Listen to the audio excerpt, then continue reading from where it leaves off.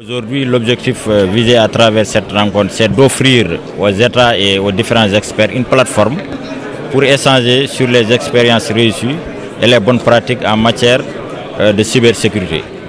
Et nous pensons, après cette réflexion, pouvoir avoir des éléments sur lesquels nous allons nous baser pour affiner notre stratégie nationale sur la cybersécurité. Il y a des efforts qui ont été faits par le Sénégal dans ce cadre, puisque comme je l'ai rappelé tout à l'heure, le Sénégal vient de ratifier la Convention de l'Union africaine sur la question, mais également il y a des dispositifs juridiques et réglementaires qui ont été pris, notamment la loi sur la transaction et sur les transactions électroniques et la formation des magistrats, mais également la création au niveau de la police d'une brigade spécialisée en cybersécurité.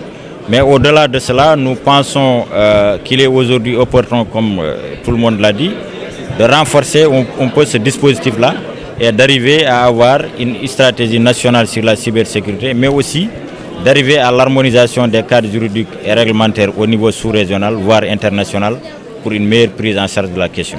Au niveau de la police, des forces de sécurité, la police et la gendarmerie, il y a des initiatives qui sont menées, notamment à travers la brigade spécialisés au niveau de la police nationale et des enquêteurs spécialisés.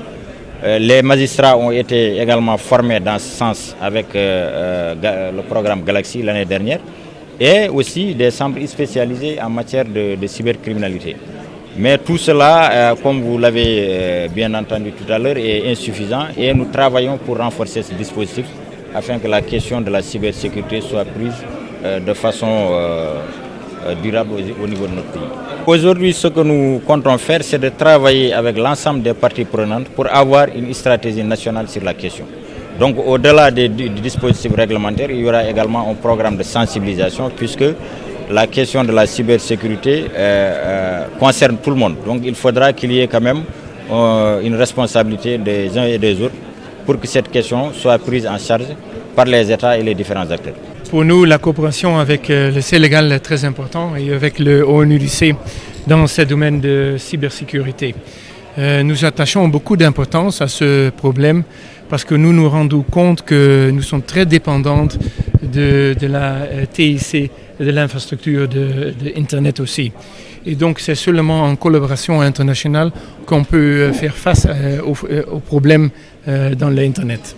Dans le cadre du Forum mondial d'expertise de cyberespace, on collabore avec quelques pays africains, y inclut aussi l'Union africaine, et on va continuer cette coopération pour que tout le monde peut profiter de connaissances qui existent.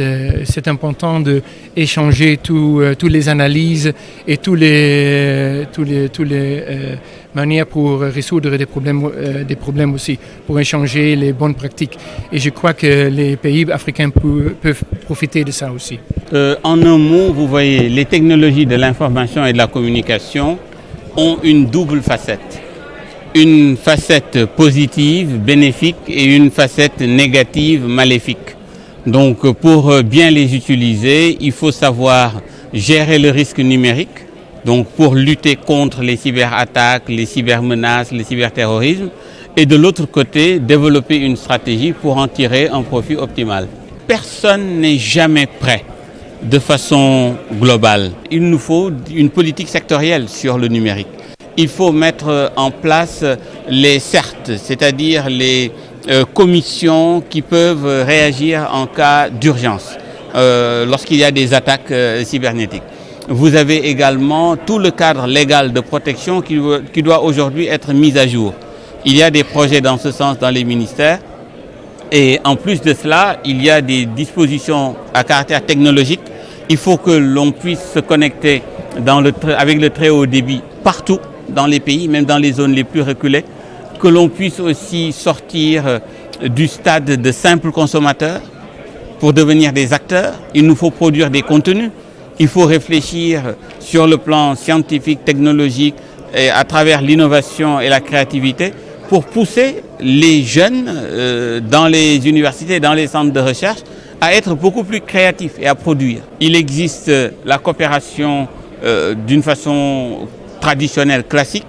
Aujourd'hui, il y a une nouvelle phase avec la Convention de Malabo, mais comme elle n'est pas encore en vigueur, les États ne peuvent pas asseoir une véritable coopération judiciaire, policière en matière de cybersécurité. Déjà, la sécurité, elle n'est jamais totale, mais on est en voie pour essayer de l'obtenir. Mais aujourd'hui, on ne l'a pas. Leral.net, s'informer en temps réel. Site d'information exclusive numéro 1, www.leral.net. Un nouveau look de Leral.net, une valeur sûre du journalisme en ligne. 12 journalistes, des reporters sur le terrain, dont des anciens éléments, des renseignements généraux pour les investigations, des enquêtes fouillées, des reportages choc et une rubrique People riche en infos, sans oublier la Web TV. Leral.net, s'informer en temps réel.